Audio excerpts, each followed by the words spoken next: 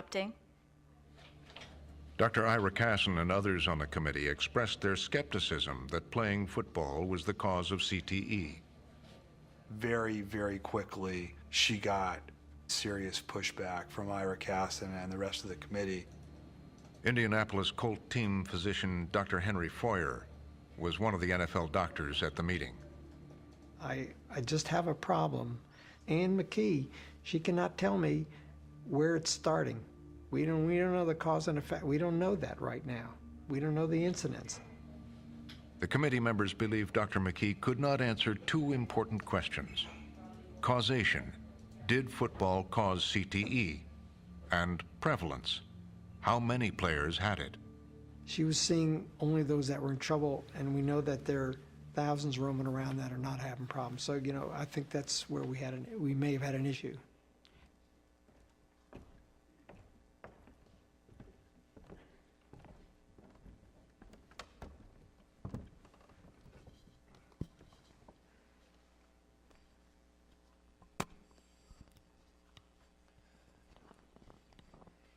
Pretty adept at this. We'll see.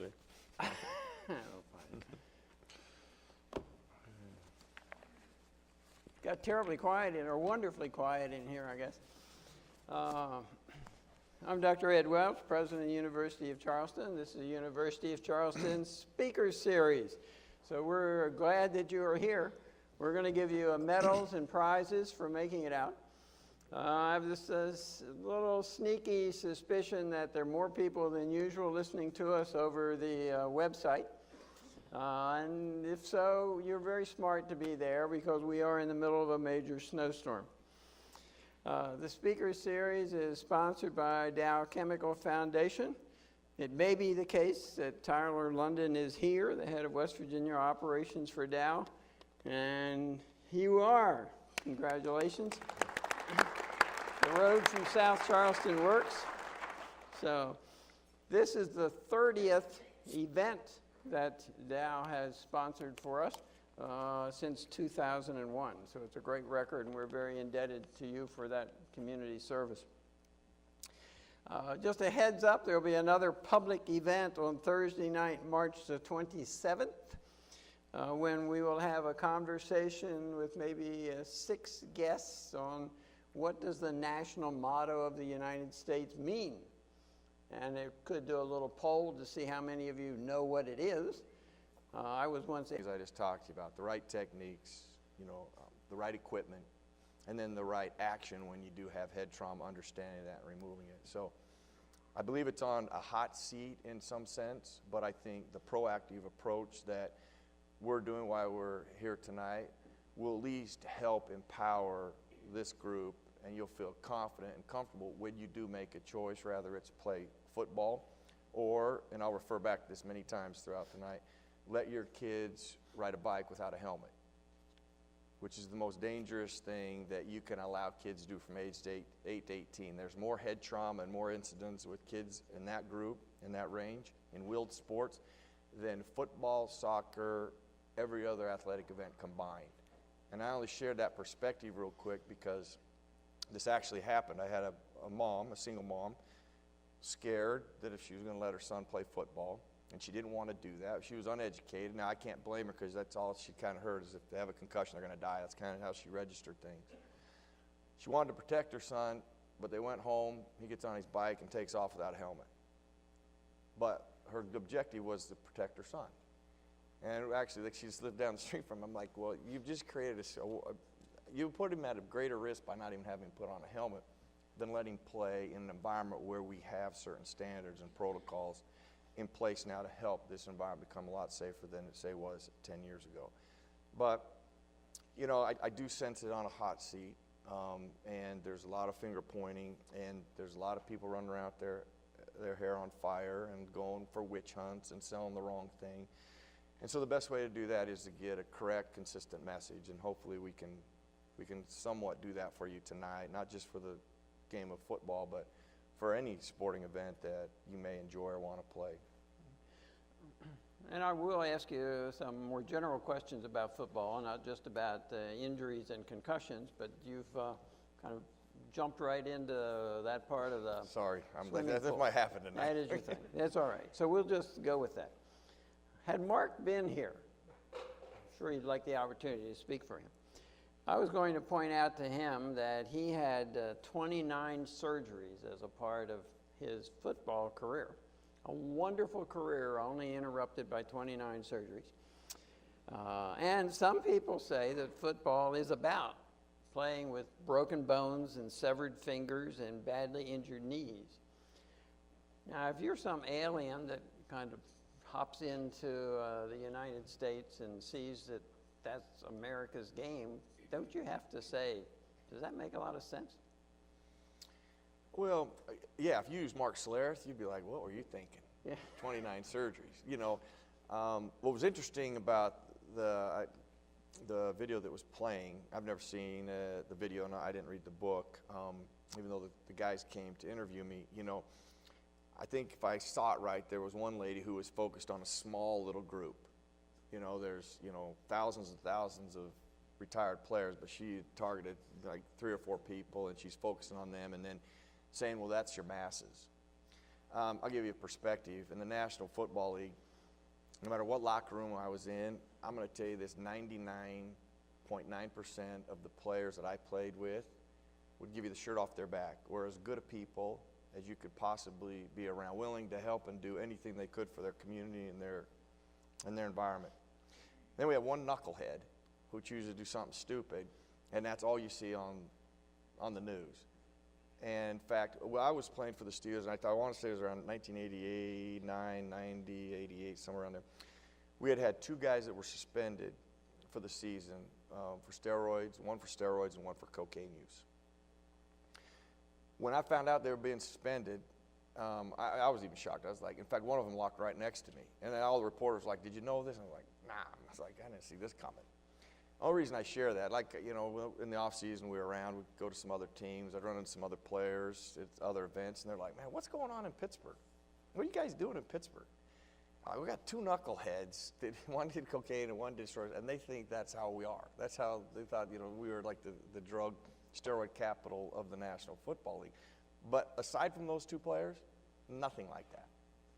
Nothing at all like that. So I always use the word perspective. You know, you have to have a perspective. You know, we're talking about guys that are playing in the National Football League.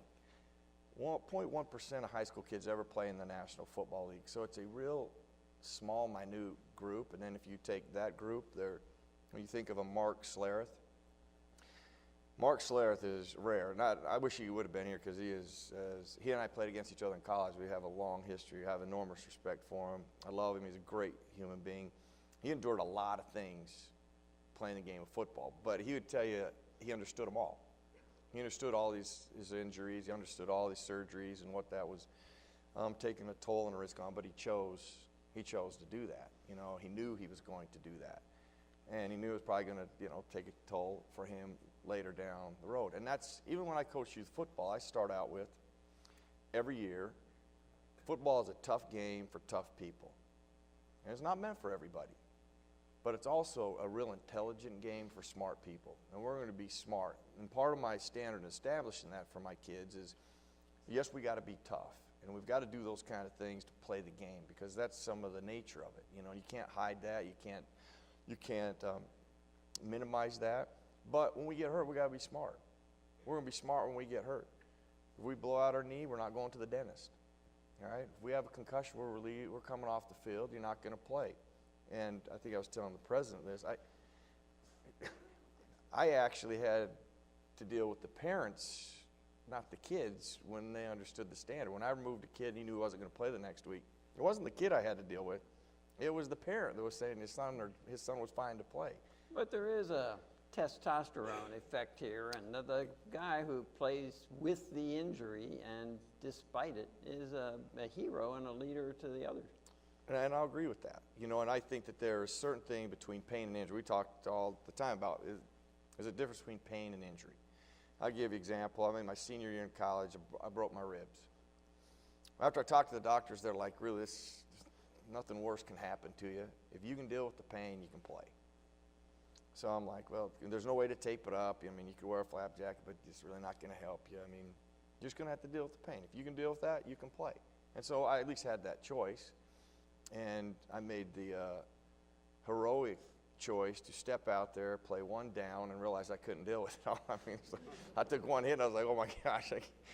As much as I thought I could handle it, I couldn't handle it. I ended up not playing the rest of the game. But you do have those choices. You know, when people get shot up in the National Football League, when you have a joint, I separated my shoulder playing the Cleveland Browns. It was really bad. They're like, well, we could shoot you up and that'll help you. Well, he pulled that needle out and showed me where he had to go with that. I was like, I will deal with the pain. I will not take a shot. Now, a lot of players take shots. They're okay with that. Only time I ever took a shot was with my big toe when I broke it. I'd shoot my big toe up. That's the only reason but I would rather deal with the pain than the needle. But you do have that understanding. You do have that choice. And, you know, being there for your team, when you said 122 consecutive games, I can tell you this. When I took control of the National Football League for the most consecutive games played in the NFL, it may have been one of my greatest moments. Because Dan Marino blows his Achilles out in Cleveland. And they talked about this on the broadcast. They're like, well, the next player. Now think about this. In the National Football League, I was like at 116. I'd played the most consecutive games in the NFL. Now, I don't say that to impress you, but impress upon you. It's the one thing that's respected by everybody. No matter if you're a Browns fan, a Packers fan, a Bears fan, a Steelers fan, a Charger, Bronco, it doesn't matter. It's like, okay, that guy has played that many games and he didn't do it injury-free. You knew that. That's why I always thought that they made the uniform up. I was like, because they got to hide all that tape. Like, you can't just walk out with bandages everywhere, so let's create a uniform, put pads on you, we'll hide it all up. There is that mentality, but, you know, that is a little different. Now, that mentality has to be dealt with a little bit when you're dealing with this particular injury with head trauma. All the things I've talked to you about are kind of joint, got new knee replacements now, you got hip replacements. Not that you want those, but they can be replaced. Your brain is your most vital organ. It's the thing that your heart function and everything that we do is based on your brain. So it is your most vital organ, therefore it needs to be treated as such. Now, as long as it's cared for in the proper manner, the odds of you going down, where we are today now, odds of you going beyond where you should go, where you're going to have severe trauma or some long-term effects, we're hoping that's what we're doing now. We put things in place so that we remove you if it happens. We go through the proper procedure before you return. A few years later, it happens again when we now have information and education based on this and this. Now we start putting them together. And as a medical doctor, you're hoping they give you the right guidance. Like, you know what, maybe this is not the environment you need to be anymore. You can control this. Stay away from this. At least you give that player choices and an option and a little information about them removing themselves from that environment. Where we didn't have that before. We didn't have that before. We didn't have that kind of information. Therefore, we didn't have those choices. And so at least we can create those choices and help educate the parent, the player themselves, so that they're able to make the right choice for our long-term health. In the book, League of Denial, and in your book, which I bought, by the way. I'm not even going to ask what he paid for it because somehow throughout the night I got to pay you back. No. You do tell the story of the concussion you got when you were playing with the Bears. And so why don't you share that, if you would, about what you experienced afterwards and what you were and were not able to do. Well, to give you a little history, I was the first group of players to ever do cognitive testing in the National Football League. And just a little history about cognitive testing. You know, you hear a lot of it now. I bet you everybody, almost everybody, I think, every university, college, high school does cognitive testing now. Actually, cognitive testing was established, challenged, created by Chuck Noll.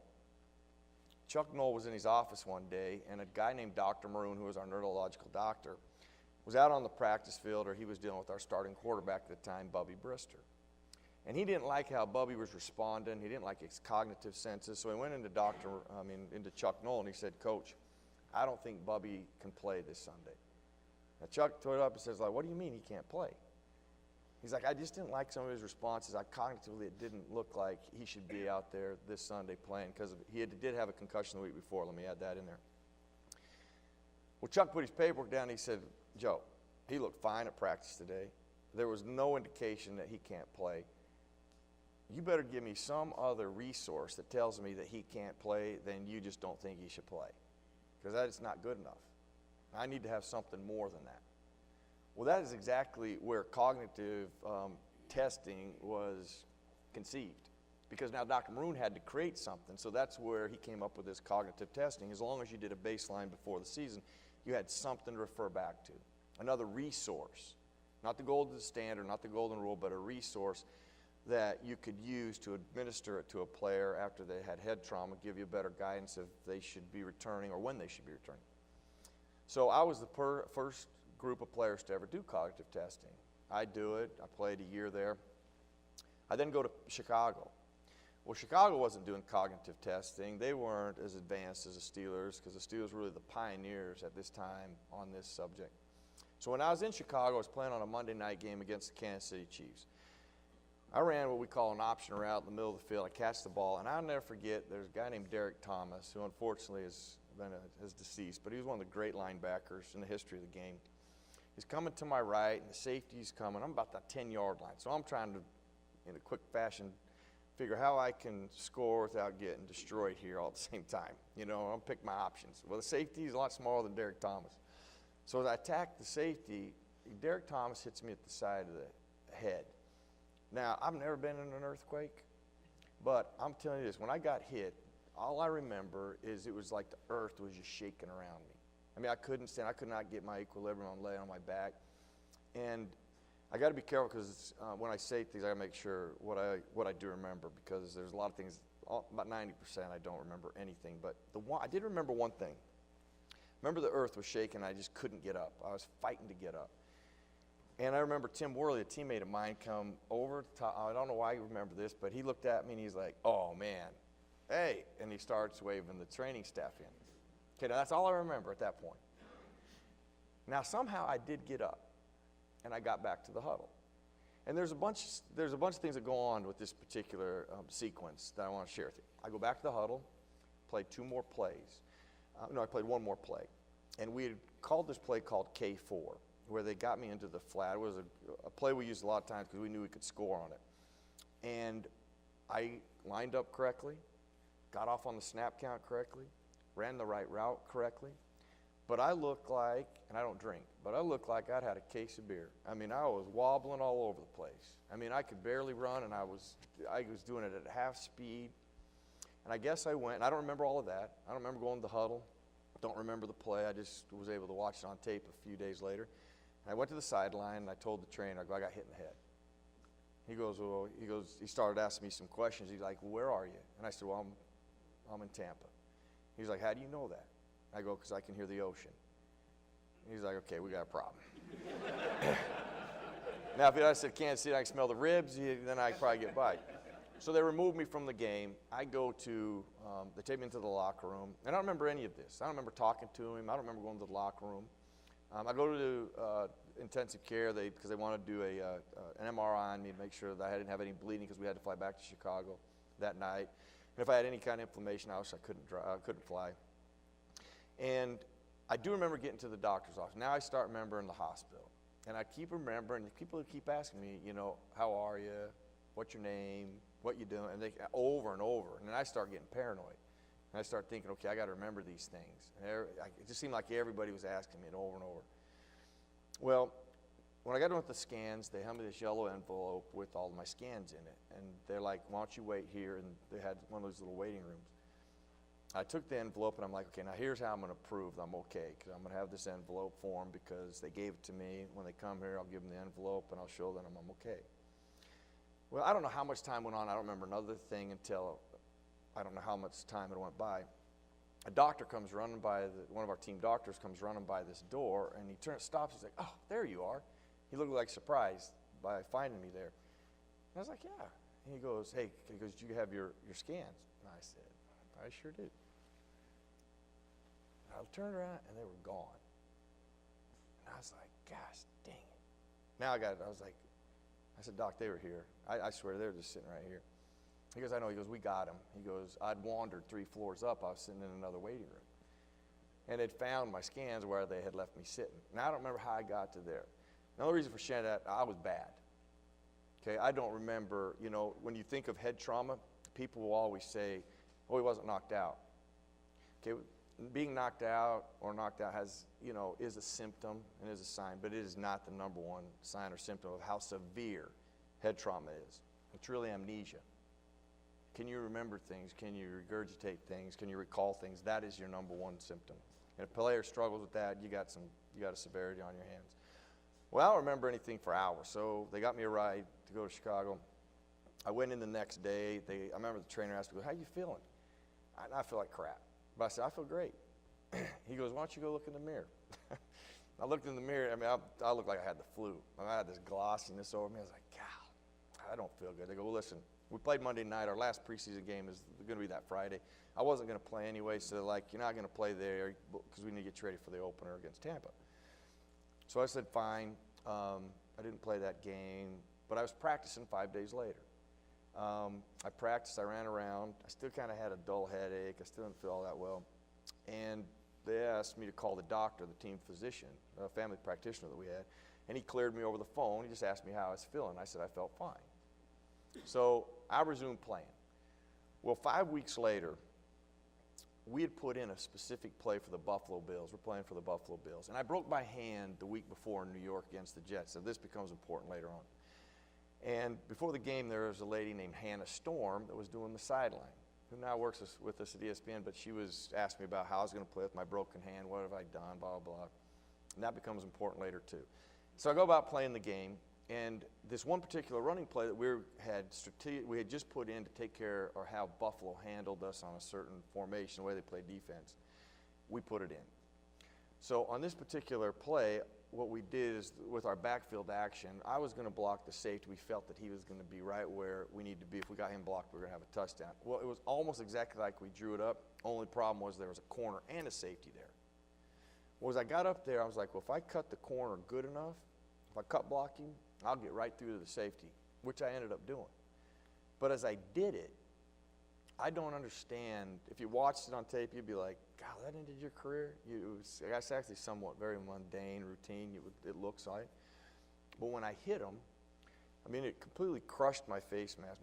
My face mask was crushed across my face, and I had sustained another concussion, but I wasn't out again. I was able to get back up off the field. I went back to the huddle. I played 2 more plays. I walked to the sideline. They were actually taking a crowbar and prying my face mask off because it had been bent so far across my face that it cut my chin open. So they were trying to get it off so I could get a new one on. And they were stitching my chin up when they realized I wasn't even registering anything they were saying. So they take me to the training room, and we had a linebacker that went in just before me who had a bad ankle. And I remember sitting on the training table looking at him and asking him how his ankle was, and he asked me, and he goes, man, you okay? And it was at that moment that I went thinking, God, no, I'm not okay. And then I don't remember anything. I mean, I don't remember playing the play. I don't remember taking me in the locker room. But I remember him asking me that.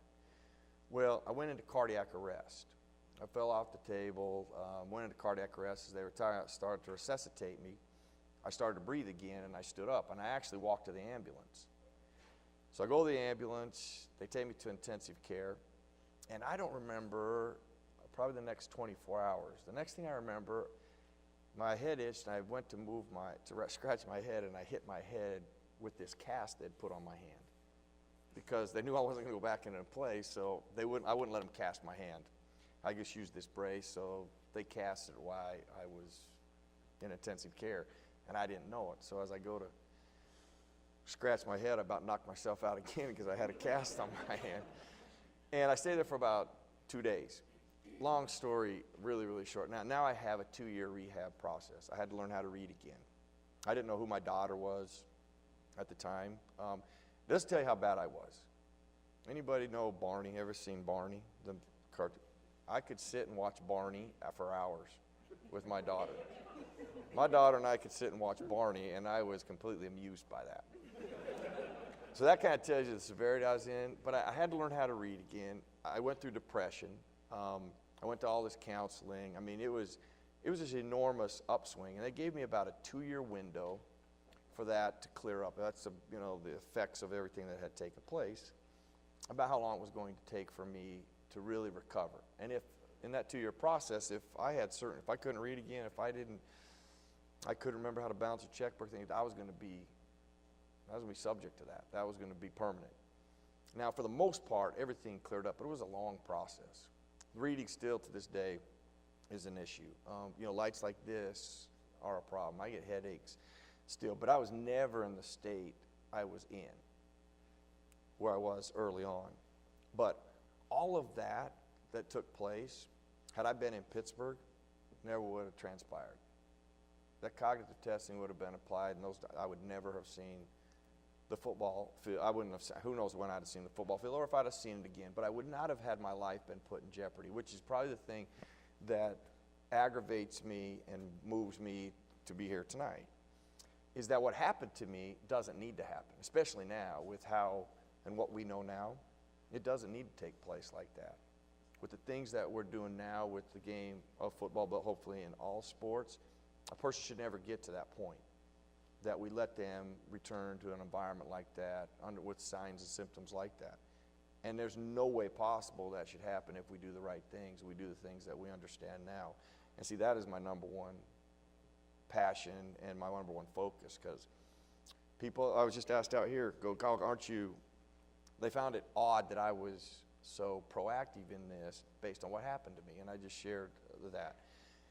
Now, I could spend the next, whatever I got left to live life and sling mud and be angry by what happened to me, and I'm going to change nothing.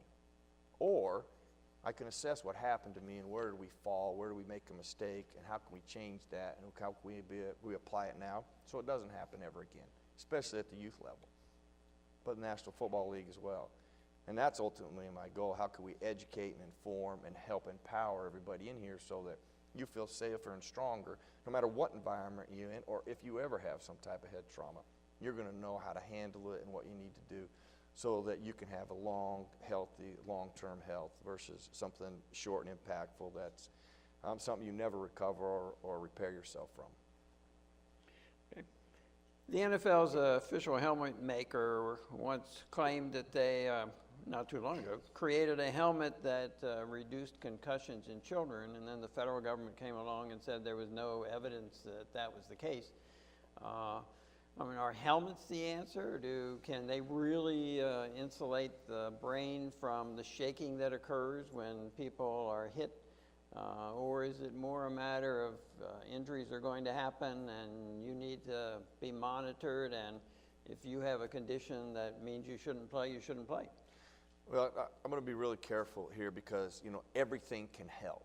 Nothing will eliminate. You can't eliminate head trauma. Can you reduce, help minimize it? Can you create a safer environment? Yes, I'll give you an example. When it happened to me, I started to learn more about helmets. I remember somebody tells me a NASCAR helmet is actually a better helmet and protects you better than a football helmet. And I'm like, how is that possible? Well, NASCAR helmets are built to absorb impact. So if you think about it, because I was thinking about helmet to helmet, you know, why would that be? Hopefully you never get in a wreck driving a car. But if you do, it's going to probably obviously be one time. And the helmet wants to absorb the impact, so it does protect you a little better. But if it's going to absorb, that means there's going to be dents in it. It's going to give a little bit. So football helmets are geared to withstand impact. So I always thought, well, how can you make them the same? How can you make one helmet the same? We're really close to actually creating helmets with technology that will actually be like that. They'll withstand impact, but they'll have the absorption of a NASCAR helmet. With that said, and you'll probably be one of the first people to kind of hear about this now, but I'm telling you, it's not that far away, maybe less than a year. With the technology I've seen, the people I've visited with, it's still not going to eliminate it. And that's the most important thing. Can it help? Absolutely. The right techniques and playing game? Absolutely. It still comes down to this. When it happens, what do? How do you handle it? That's what you want to know. That's what you have to be empowered with. You know, when it happens, what do I do? What are the proper procedures? What are the symptoms, signs I need to watch for? And when do I return to play? That's the most important thing. All this other stuff will be important. It's going to help minimize it, reduce it, but it will never eliminate it. Let's broaden out a little bit from that line of thought. Football is a game, professional and college. How strong is the game? I mean, there are reports that attendance is down. There are complaints about the prices of going to games. People are feeling that the TV viewing experience is now so sophisticated, thanks to you and others, that it's great to stay at home and watch it instead of going out and paying all that money. Do you think that there is going to be a problem in fan attendance and support for football and pros and college as we have known it? Well, I'm not going to, deny. I think, gosh, when you think about technology and where we are with TVs and, you can see everything on a big screen. You got, the comfort of your home, fighting the stadium and things like that, have made it, where I think some fans, if they're indecisive, that's the place that they like to stay. And I don't think to say, oh, it's not a real factor would be a mistake by the NFL or the NCAA or anybody. I think they're trying to do stuff within the stadium realms to make it, as enjoyable and as exciting. If you've ever been to a game, there's still nothing like being in a live environment. There's nothing like that. I think that, what are they going to do? They've tried to put TVs, or some of the thoughts and talks have been, see, fantasy has become a problem. Well, I don't know if you want to say a problem. I mean, some of the fantasy action is the problem with fans attending games because they're subject to one game, but they got their fantasy teams all over the place. They need to know what their fantasy team's doing, so how can they help feed that as well? That was one of the things that they've kind of discovered. A fan wants to stay home because, they got one of their players is a Cleveland player, the other guy's a Pittsburgh player, one guy's a Green Bay player, and I got to monitor all of that. So they're trying to do some things in a stadium setting, and it's not being minimized. It's like shoved under the rug here to try to help those type of fans still want to come to the game and get all the information that they're accustomed at home. Some questions. Has college taken the right approach with using ejections for targeting? Will the NFL move to that instead of just fines and penalties that don't seem to work? That's actually an interesting question because I was thinking about that just the other day when I was watching the game. I don't think it ever gets you ejected. Not in the National Football League. That's once you get to that level, you can't get ejected. I think the college level, let me back up. That's why they fine NFL players because that is the one thing that's going to sting. Getting ejected, really that hurts. The entire team when you hurt. A guy's wallet and pocket where you get their attention better. That's the NFL. The college rule I've always thought was a little steep to get, ejected, but I know they're trying to make a statement that it's serious and it's, they want to correct that the best they can. But what I think they've done a pretty good job of is it's reviewable. So if it really, and I think I saw 2 incidents this year, one guy got ejected and stayed ejected. Another kid, I think the BYU kid that I saw, was penalized but not ejected. At least they go back to it because when you go back and look at it, it's probably, oftentimes it's not what you thought it was, but at the speed of everything, these officials have to make a decision like that. And because it happens so fast, they're going to make mistakes. It's just like pass interference or holding or anything like that. You make mistakes. But that they have the chance to say, yes, it was a penalty, but we're not going to eject them. So at least they gave themselves an out so that they don't make, they don't eject kids that didn't deserve to be ejected. But it does get their attention. I think the more that when you do these kind of things, you got to do something that's going to get their attention to get them back to what you're trying to do at the target zone. Would you advise soccer or football for children ages 6 to 12? If I'm your coach for soccer, no. Because I coached that group. I don't know anything about soccer. I don't understand. Football, yeah. I mean, now my son started playing football at 7. And I coached him from 7 to 14. And I use my own experiences. The life lessons that the games taught me are invaluable. I never learned them in a classroom, in high school, college. The only other environment that I was in that kind of taught me those kind of things was scouting, and I wasn't in that very long. But the things that I've learned now, the core things, you think of hard work, goals, commitment, ethics, accountability, responsibility. You know, those are all taught in the game, you know, in all sports, but the game of football, they are critical. And when you learn those things and you have guys that can, teachers, I call them teachers, but coaches that use the game and translate it to life's lessons, I just think it's invaluable. That's why when my son wanted to play, I didn't encourage him to play. I didn't discourage him. I took him to golf. I did him every sport he could play to find his passion. And as a parent, what I decided, I was going to feed their passion. Whatever passion my kids are going to want, and they want, not me, I was going to feed it. Well, my son loved football. And I could tell he loved it. He wanted to play when he was 7. It was a little younger than I wanted to, but his friends were playing because they were a little older. And they'd let him play if I coached. So I was like, all right, you know, I said, Bo, you sure you want to play? You know, we can wait another year. He's like, no, Dad, I really want to play. He gets out there, and I'll tell you what, he got knocked all over the park. He had his helmet on, and he was on the ground more than he was standing up. And in fact, I called my wife at the time, and I was like, this is a bad idea. I go, this is not going well. Hung up the phone, we finished practice. Bo was grass stains, one big grass stain. He hadn't taken his helmet off the whole time. Got in the truck, he finally takes his helmet off. He looked over at me and he said, Dad, that's the funnest thing I've ever done. So we're back on. So I wanted to feed his passion, but he loved the game. Now, I got involved with the game so that I could help teach it right. And that was actually probably a big eye-opener for me.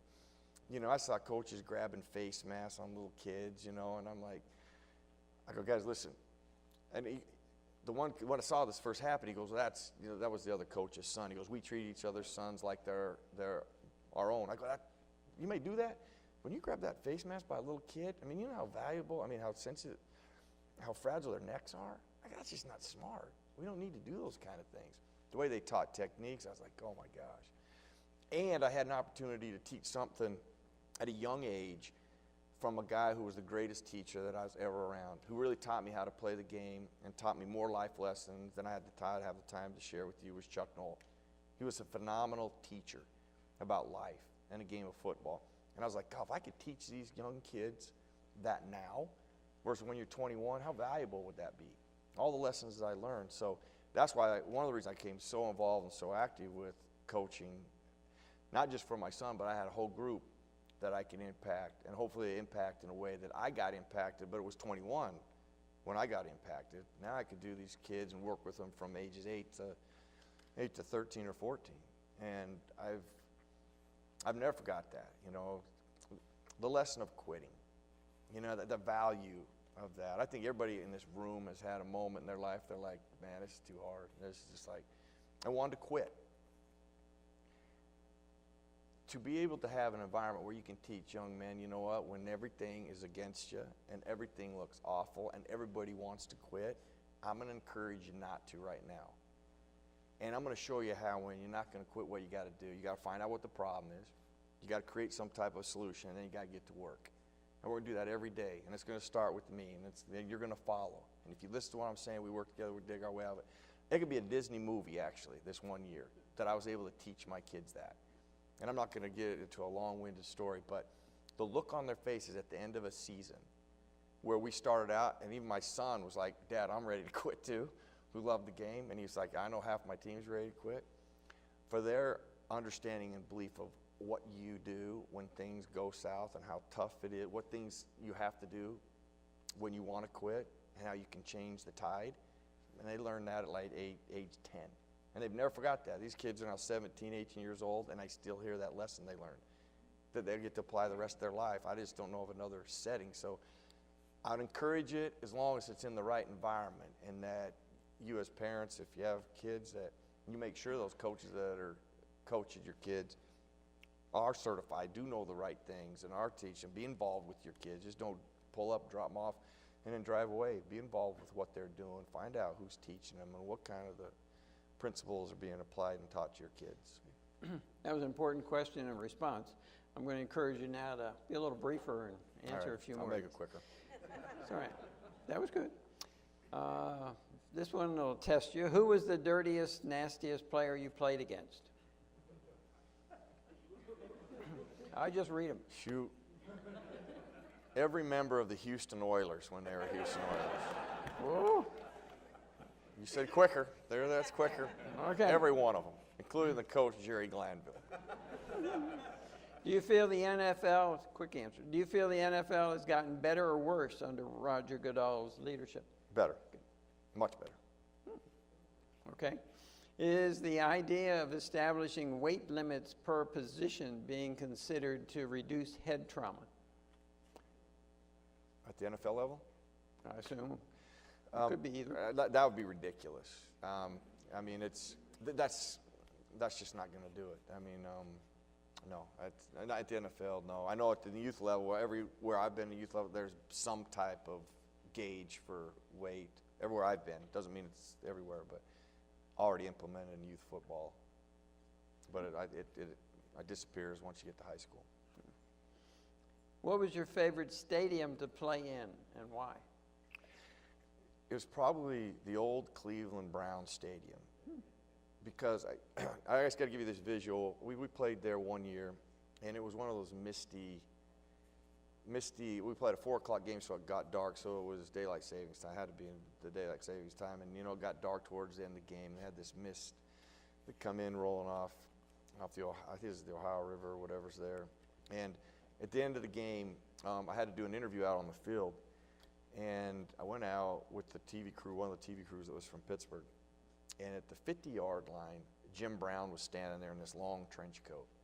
And the lights were kind of like this. They were dim, and you could almost sense the ghosts of football past in that environment. It was almost eerie, the feeling that you would have. Even when you played there, it was like, God, it was like football was started here in some way, the way that setting was. But when I saw him there and standing there, it was just like, that was one of the coolest places that I'd ever played, because we always had some experience like that when we played there. Interesting question. Which did you find more offensive in Sunday's championship games? Richard Sherman's post-game interview that I haven't seen, or Wes Welker's hit on Aqib Talib? Oh, Richard Sherman. I mean, the Wes Welker, Aqib Talib, I know people keep talking. That happens every week. That is part of it. Everybody tries to do those things. That is like, actually, the Patriots are the best at it. That's what kills me about it. The Patriots are one of the best at football, creating those picks and doing that. And they actually did that during the course of the game, but because it was Wes Welker on a Patriot, their best defensive player, unfortunately, it's become a big league, a big deal. The Richard Sherman thing, I kind of give him a hall pass. He makes the play that's going to send him to the Super Bowl. I can sense the emotions and passion you would have at that time. You can get a little crazy. You could say some dumb things. But when you go to the locker room and you shower, you have time to think about it, you put on your suit, and then you walk out and stand in front of a podium and do the exact same thing. I can't give you a break for that one. I was like, you had a chance to gather your thoughts and be a little more professional, and you walked out and you're a bigger idiot than when they put a camera in your face and you had no time to think. So I lost it for him there. I was like, I don't know. Premeditated idiocy, is that what it is?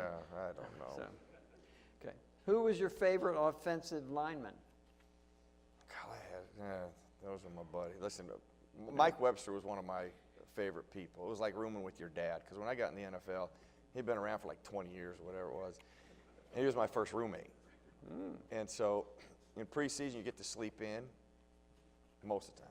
But Mike Webster, he was like my dad. He'd be up at 5 o'clock, so I was like, it was a very odd couple scenario with him, because one of the first times I ever, we were on the road, actually we were playing the Giants, and at the end of the night, as we were getting ready to go to bed, he got up and locked the door and put the deadbolt in front of it, and I must have looked at him like, well, who's going to come in? I must have looked at him like, what are you scared of? Because he stopped and he said, hey, listen, we were in L.A., he goes, that was about, man, I'm going to probably say something here, a lot of kids don't even go, I don't know what he's talking about. They had keys to the hotels, and some people would steal the keys. And then these ladies of the night would take the keys from clients, and they came in and stole all of their wallets while they were in there playing L.A. one time. So, because he got robbed one night in L.A., he's always locked his doors. So I was like, I didn't care his locked door, but I got this dissertation of why he ended up locking the door. And because, you know, it's Mike Webster, why would you lock your door? And how he explained why he locked his door now. I was like, well, I'd lock my door too if that happened to me. So, and Dermontti Dawson, who are the two of the best centers to ever play, you know, in the history of the game, were two of my best friends. Another interesting question. Would you rather get hit in the head and receive a concussion or hit in the knee and tear your ACL? Good luck. Neither. I mean, Yeah, very good answer. since I get to choose things, I'd rather not have any of that happen. Well, really, I'd rather have a concussion under the protocols and the things we have in place now, because I know the right thing is going to be done for me. That's probably how I'd probably have that happen to me, just because based on what I know now too, I wouldn't let the things happen to me that happened before, but everything that's in place now, I think I'd probably have that. Here is the question. Who's going to win the Super Bowl? The Denver Broncos. A lot of Seattle fans out there, I can tell. I'm saying the Denver Broncos. I hope the Denver Broncos win. I'd like to see them win it. What are your thoughts on the NFL's salary cap? Would the game be better off without it? No, actually, the game needs it. I like it. Where I think it could be a little better is if there was no free agency within it. And there's a way to do that. I'm not going to get into it because I've already spent enough time with Gene Upshaw and every rep we've ever had. But there's a way to have a salary cap and keep your players on your team, and not to have free agency to create leverage. There's still ways to do that and mandate that the owners pay that and distribute that to the players on the team. Is the NFL tough enough on testing for steroids and other performance-enhancing drugs? That's the best. Of all the professions, it's the very best they have, and they constantly are evolving and doing the kind of mass testing to make sure it doesn't exist. It's very difficult. If you do it, first of all, if you do it and get away with it, you're only going to get away with it once or twice. You'll eventually nail you. How do you think Peyton Manning will attack the Seahawks defense? He's going to throw the ball. And I bet you nobody thought of that one, did you? It's actually going to be, you know, I could spend hours on, this might be the most intriguing aspect of the whole Super Bowl, how he is just, one of the reporters asked me about him. You know, really what we're seeing Peyton Manning do at age 38. Most people are declining, even at the quarterback position at that age. And he has done something this year that is honestly quite historic when you think of the NFL and the history of it. Historic. And it hasn't been appreciated yet. It's going to be one of those things you watch in time. It'll go back and look at it. This may never happen again. Even in a guy's prime, it may never happen again. What he has done, what he has orchestrated, what he has fought through and overcome. But it's another testament to the things we talked about. Or if you thought about, he has unbelievable principles.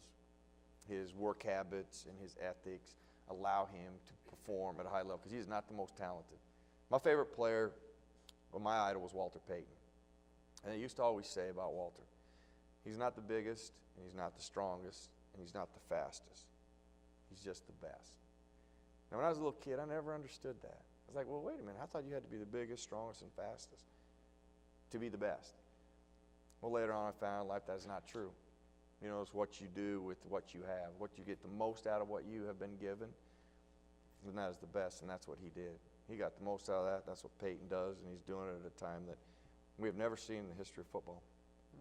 Didn't you tell a story about running up the hill with Peyton, or with Walter? With Walter? Payton? Yeah. Did I? Yeah. Or would I? I didn't know. thought I read a story someplace. Yeah, about actually, I did. I just don't know. I might get in trouble if I talk too long. So I was like, I was in the president's office, and it was a real nice conversation. I wasn't in trouble, but now I feel like I might be getting in trouble. So I'm like, I'll be very careful. Should I tell that story? Well, you can tell it briefly. All right. I like that. I've already set the stage up for Walter Payton. You know, the thing I used to hear about him, and here's what I love about the game of football and what it's given me, and then I love to pass back on. And that was the thing that I'd always heard about Walter Payton, and I was fascinated by him. I always wondered, you know, what are things, and I studied Walter Payton. I wanted to learn things that Walter Payton did, and I found this VHS tape about him. It was behind-the-scenes things of Walter Payton. And there was this unique training thing that he did back when he was playing. He used to run these dirt hills. He used to train in a way nobody else trained.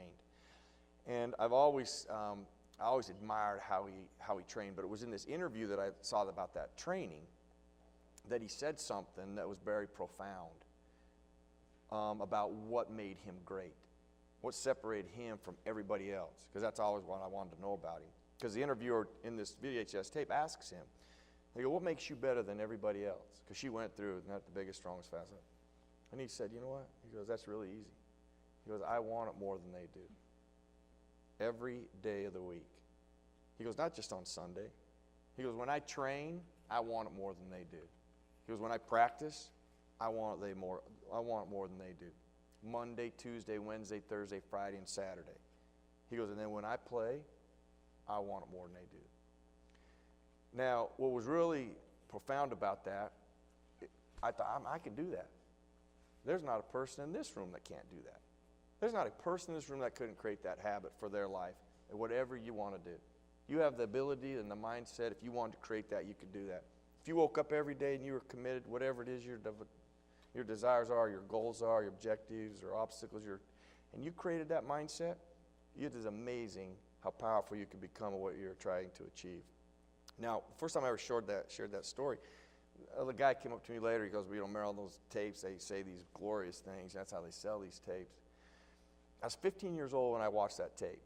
And it became a part of me. I believe it was a real big part of why I played in the National Football League. It's still a part of how I believe and function, because some 15 years later, I used to sit on the exact same table that Walter Payton used to sit on. Lockered in the same locker, practice on the same field. And the same trainer used to tape me before practice.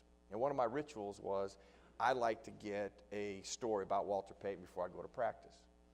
So on this particular day, in locker rooms, people start giving you a bad time. A teammate of mine, he goes, hey, Fred, I got the story today. He goes, Merrill, I was just like you. I loved Walter Payton. I wanted to be like Walter Payton. And when I was drafted by the Chicago Bears, when I first met him, he goes, I asked if I could train with him and run that dirt hill. When I heard that, I was like, okay, you're the luckiest cat on the planet. I'm living now through this guy for a minute, just going, God, I watched the tape and he inspired me. To be able to run the dirt hill with him and train like him, I don't know what that would have done to me. So he said, when I talked to him, I asked him if we could train, and he said absolutely, and they set a time and a date. He said, like the night before, he goes, Merrill, I couldn't sleep because I couldn't wait to get there. He goes, so I got there early. He goes, I'm sitting there waiting, and here comes this red Ferrari pulls up. He goes, and out walks Walter Payton. He goes, his sweats match. He's got a headband on, his sweatbands. He goes, he's the coolest athlete I've ever seen. He goes, I'm riding on cloud 9, and I'm with him too. I'm riding on that cloud 9 too with this story. He said he walked over, we talked a little bit, we stretched, we warmed up, we got ready. He said then we walked over that dirt hill. And he said this dirt hill's about 80 yards up at about a 30% grade. Now, if you've ever walked anything like that, that can be somewhat taxing. He said, man, we exploded. All we're going to do is you run it to the top, and then you rest as you walk down, and then you do it again. He said, we ran to the top of that hill, and he said, all those marvelous, wonderful things I thought about Walter Payton, he said, I wasn't thinking them anymore. In fact, he goes, I didn't even, I didn't ask some of the most important questions, like how many are we going to run? He goes, I didn't think to ask that. And he goes, and I can't breathe. He goes, I feel like I'm hyperventilated. I can see my heart ripping out of my chest. He goes, about halfway down, he goes, I could finally get a word out. He goes, I could finally talk. And so I turned to him and I said, hey, Walter. He said, Merrill, he goes, that cat wasn't even breathing. He goes, that was really disturbing. He looked like he hadn't been running up that hill. He said, my teammate is a funny guy. He goes, so that was disturbing. He goes, so I said, how many are we going to run? And Walter, he turned to me calm as can be. He said, we're going to run 10. And that's not the number my buddy was hoping for. He said, I was hoping for 4 or 5, Merrill. He goes, I can do 4 or 5. He goes, I can't do 10. He goes, I knew I couldn't do 10. He goes, I got to the bottom of that hill. We turned around and headed back up. He said, man, I only got halfway. I stopped. I walked down. He said, I puked, and I got in my car and went home. But then he said something as profound as I've ever heard a human being say it. He stops, he turns to me, and he said, Merrill, that dude wants it more than I do. Walter Payton was 5'10", 205 pounds. Maybe pound for pound, the greatest player to ever put on a pair of pads. My buddy who told me that story, 5'10", 205 pounds. Athletically, they are spitting image of each other. Speed, height, weight, you name it, measurables, identical. One difference. a mindset one guy created and applied every single day, and confirmed by another guy who tried to live in those shoes. And I've never forgot that, which is just another testament that there's nobody in this room that can't do that. You know, and without the game of football, I never would have learned that. I never would have learned that. I never would have been able to give it back to kids or even share it with people. But it's been powerful, and it's not just powerful, it's true. It's true, and it can be used, and it has been for a long time with a lot of people. Okay, I'll take the ball back now. Okay. Were there any players you played with, were there any players that you played that you believed had an intention to hurt? That One they guy wanted to hurt you? that I played against, only one guy. Well, now, everybody kind of has that intention. I had that intention. You play with a certain mindset. I mean, you never want to hurt the guy. I mean, you just want to make it so they don't want to come back and play. I mean, so, but you don't deliberately try to hurt people. There's only one guy that really stood out that was like that. And actually, he played for the Philadelphia Eagles. When we'd watched it, Waters, I can't think of his first name. And unfortunately, he's passed away, but he was as dirty. Because you'd watch tape and the play would be over and he'd hit you from behind. Or he would target your knees and go directly at him when you'd be standing. I mean, it was just like, he was a deliberate, dirty guy. But he's the only guy that I can think of or remember playing that was just that deliberate. Do you expect that eventually NFL players will be required to sign a waiver for MTBI to reduce risk to owners and insurers? I doubt that, because as I understand that, I mean, nobody can put their iron hand, put their medical credentials on, this causes it. Nobody can do that for sure. So until you have something that is absolutely concrete, no, I don't see that happening. This person violated the rules and asked me a question. Said, do you have similar concerns on the college level? And the answer is yes. I mean, I will never watch a game the same way as I did a month ago after reading League of Denial, because it sensitizes you to the impact that head-to-head hitting has.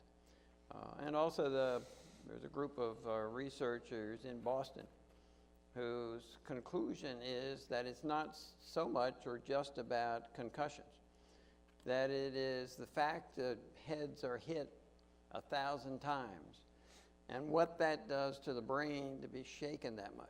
Now, hit 10 times is one thing, but to be hit several hundred times, that they say it's those subconcussive blows, and so many of them, that creates the long-term CTBE, chronic traumatic encephalopathy. And so I'm sensitized to it in a way that I haven't been before. And if a trainer comes and says, you better sit out, you better sit out. Well, I mean, I agree with that. Listen, I look at it this way. If you want to put a perspective on it, turf, playing on turf, they talked about for years, you play on turf, your knees are going to be shot. I played on turf from Little League through the National Football League, over 20 years, and I have no effects of playing on turf. I mean, a lot of people who played on turf, I mean, there's no effects on it. So, you know, for somebody to take a group, you know, I mean, I can't even tell you how many players I know who have retired, played 10 years, played in the box area, because I think that is where it's most physical and most evident, who have none of those symptoms. You know, I have no brain issues whatsoever.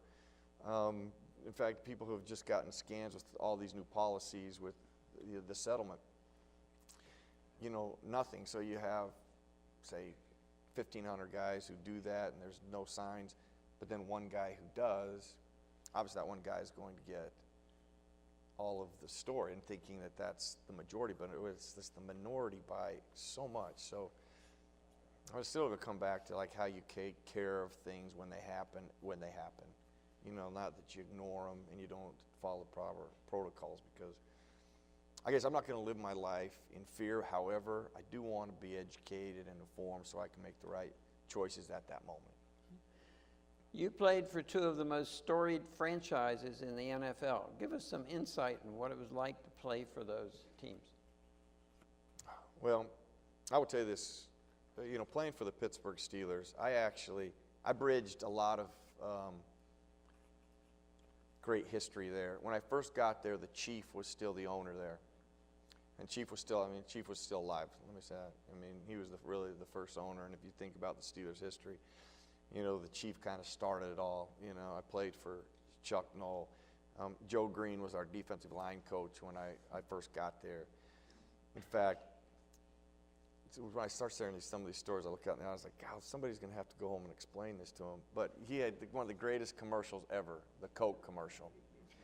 You know, and that's how I knew Joe Green. I mean, not just by winning Super Bowls and one of the greatest defensive players, but those Coke commercials, man, they were like the best. You know, I wanted to be that kid where he threw his jersey to him, you know, and in fact, when I walked in the locker room, the first time I ever walked into the locker room, there's Joe Green standing with a Coke can.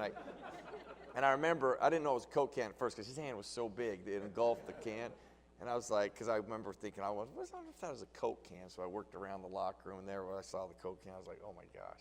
I'm like living, you know, it's like watch this guy on television. Seeing that, you know, then Bill Cowher came in, so to see, you know, and knowing, you know, the chief and then Mr. Rooney and then Art Rooney that's there, they have great ethics in that family, you know, and those have all been part of that organization for a long time. And then when I went to Chicago, you know, you got the Hallases. Now there's as rich a tradition as the Rooneys, and to see them, meet with them in their offices, after learning about that as a kid or seeing that, I mean, having Walter Payton with you on the sideline before practice, because Walter sat on their board and he would come once a month, and to get to know him as a person, I talked to him on practice while special teams is going on. It was like he had to pinch me. I was like, God, don't start practice, man. Me and Sweetness are talking over here and we're throwing the ball. So those things are just absolutely phenomenal, but to kind of see the history and how it was built and the kind of people behind it and the integrity and the ethics that they all displayed was very similar. Does the price of good equipment condemn kids from poorer families to playing with more dangerous equipment? Well, I think that, you know, economics actually is something that we've tried to address with USA Football to make sure that, you know, all football programs are having the best possible equipment. But to say that it doesn't affect programs around this country somewhere, absolutely. I think that, you know, that's another thing that we're trying to address too, is making sure that you got the best equipment, it's refurbished, and it's the highest standard for kids, because that is an important part of making the game a safer game for kids. Are players who go through the concussion protocol today grateful for it, or are they impatient with it? I think there's both. You know, listen, you're always going to deal with players who, you know, they're not going to do this to me. You know, there's both. You know, there's players that are stubborn with it, don't need it. This is dumb. I'm not going to do it. But those are minor. Those are only a few. The majority understand it and want to think of their, you know, their long-term health versus just a short-term health. But there's always a few that you have to deal with that are like that. Why are the Rooneys so good at choosing coaches? What do they do different? Well, all I can tell you is that when Chuck Noll retired, there was a guy named Joe Green who came and asked me to go in and talk on his behalf of being the new head coach for the Pittsburgh Steelers. And I was happy to do that. And when I went in, at the time, the chief had passed away, so it was Mr. Rooney who was the owner. I asked for a meeting to meet with him about Joe Green. And here's how I would discover how they viewed coaches and how they're going to hire the next coach. When I shared with him my thoughts on Joe Green, he got up and he shut the door, and then he came back to his desk. And he said, hey, Merrill, I would never do that to Joe Green. Joe will always be compared to Chuck if I kept him around, and it just wouldn't be fair. He goes, I'm going to start over, and we'd like to start young, because a head coach needs to grow into being a head coach. Now, I was young. I was still playing at the time, so I remember this conversation. It didn't mean a lot to me then. It meant more to me later when Bill Cowher resigned. But he said, because you're a head coach doesn't mean you know everything. You got to be able to work through them. They're going to make mistakes. And if you start with somebody that's young but you believe they have the right structure to be a head coach, we have found that growth is best. That's how they hired Chuck Noll, quite honestly. So when they hired Bill Cowher, when I saw Bill Cowher and then I saw his age, I was like, oh my gosh, now I understand what they're doing. Well, Bill Cowher's history speaks for itself. So when Bill Cowher was resigned, people were asking about all these other coaches, experience, a little. I'm like, ain't gonna be them. I don't know who it actually will be, but he's gonna be a young coach. Sure enough, it was Mike Tomlin, because they believe that, you know, you grow into being a good head coach, and they like to do that, you know. And then it all starts with how they handle that. Then they let him coach, and they let him work. They work through him with the growing pains, which is obviously paid off for him. This is a up-to-date question. What is your opinion about the NFL possibly eliminating the extra point? Well, if they do that, I suggest they eliminate the punt and the field goal.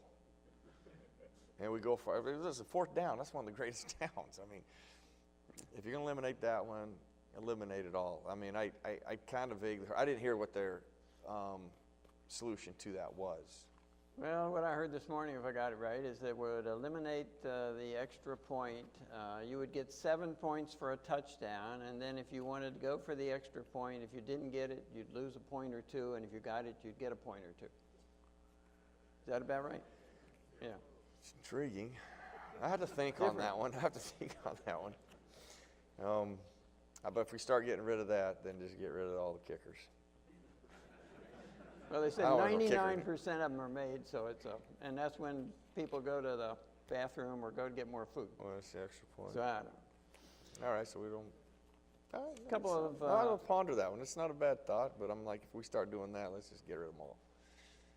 Okay. Just A fourth down. couple of everybody. college questions for you, just to reflect on. Football bowl subdivision teams. On an average, those schools, not the teams, the schools spend $91,000 on each athlete and $13,000 on each student. Is that justified?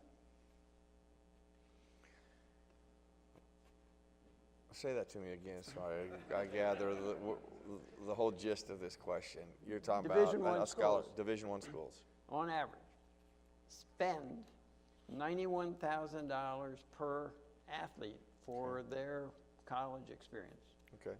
and On average. $13,000 per student. And most of the athletes don't pay tuition to go to school, and the Got students do. scholarships. Well, I guess to answer that in an educated fashion, I would have to probably understand, you know, how much revenue does football bring into the university? And there are 25 schools or something in all of football that make money You make money. on athletics. Right. I mean, but it's a hard one for me to answer, you know, based on those, those variables. You know, how much does a university? How much does, I wouldn't even know how to answer that one, to be real honest with you, because all of the other particulars that I don't know, would play into that answer. That's fair.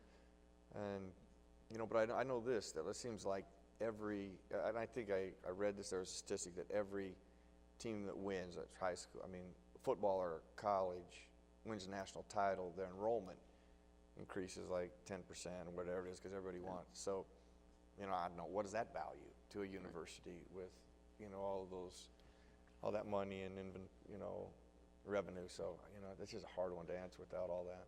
There's some conversation now, particularly among Division I, that in addition to free education, that players should be paid. Well, now listen, you have to understand, like, if you're on a academic scholarship, you can go get a job, you can work and get extra money on top of your scholarship. See, as an an athletic scholarship, you can't. I don't understand why those rules are different, but if you're on an academic scholarship, and I'm sure it has probably something to do with boosters and, paying guys, I get that. But, if you're on an academic scholarship, there's no restrictions on you. You can make extra money. I remember as a player, I could only work during like the Christmas break or summer. And without that work, with me not working in those breaks, I would have nothing. And I used to, in fact, I don't tell my kids because it doesn't matter with my kids aren't gonna. I always found it fascinating when my dad told me stories about when he was a kid. It never resonated with me because I'm like, I didn't. I'm like, well, I'm sorry, that's bad for you. Like, I don't. And I don't want my kids saying, well, that's bad for you, Dad, because I don't get that. But I mean, like, I used to turn my sweats inside out to get a different look in college. I mean, that's how I was so limited with funds. So, you know, but that's because even though I had time, I couldn't do, you know, when we were done with the season, I couldn't do like a part-time job. I'd lost my scholarship, you know, to make extra money, and I just didn't have a way to do that, you know, and finding a way to, you know, give the guys some spending money that, you know, so that they don't go doing something stupid, you know, trying to sell a ring or doing something that'll violate a rule. I don't know how you find that out, but I wouldn't be opposed to that, you know, paying them loads of money, absolutely not, but find ways maybe to make it so that they don't do something stupid. I don't think there'd be something wrong with that. One commentator said that with all of the concern now, or increasing concern about injuries and concussions, if 10% of the mothers in this country didn't want their sons to play football, that would be the beginning of the end for football. Your reaction?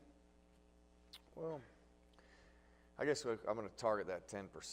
You know, if that 10% makes that in an educated fashion, you know, that's a parental decision. You know, and I'm not here to try to dissuade you as a parent how you make your choices for your kids, because everything is about, you know, the best for your kids. But if they all did it in a real educated fashion and understand that I don't want you playing soccer or football or lacrosse because there's danger there, and you put a helmet on when you go ride your bike or your rollerblade or your skateboard, and you buckle up when you get in a car and you drive speed limit, then I'd say, yeah, that's, you know, that may be the case. I don't know. I always think about this too. I mean, sports are so valuable to, you know, when I look at, you mentioned I sit on the board, I'm the chairman of the board of Highmark Caring Place. It's a grieving center. Well, we always do some other things too. We were asked a while back to do an obesity program for the government, and I was running this board meeting, and I'm like, this is gonna be the most boring meeting I've ever had. I know everything about obesity, like health and fitness is my passion, my number one passion. And I'm sure they're gonna talk about diabetes. It's gonna be the main thing.